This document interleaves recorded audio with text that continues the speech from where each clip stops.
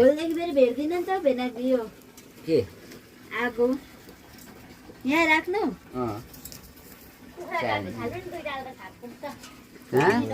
ऊ त्यो एउटा तौला त कति रहेछ त्यो घाँटी पिल्छ 1 किलो 400 ग्राम छ अब वाचिवा बनाउँछ नि एकछिनमा खोले बराबर एक खुदा डढा फ्याँक्छु हो त्यहाँदेखि वाचिवा बनाएर चाहिँ आदिको त लाउँदै आज सुटु खाँदै खोले पकाउनुपर्छ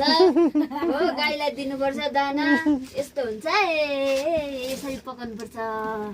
खोलेको चाहिँ त्यो यस्तो उचालेर चाहिँ तातो छ त यहाँनिर यसरी घाँस पकाउनुपर्छ अन्त यसमा चाहिँ मल खुवाल्नुपर्छ यसरी चलाउँदै पकाउनुपर्छ हेर्नुहोस् है कस्तो छ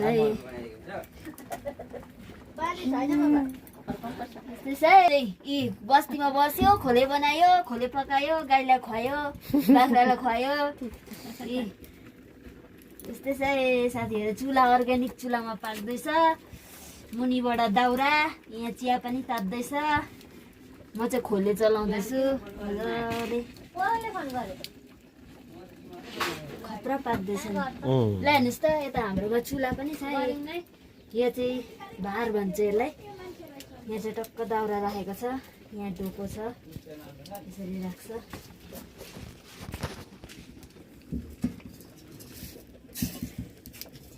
बोलाउनु न भित्र दिदीलाई किन बाहिर बस्नु भएको आउनु न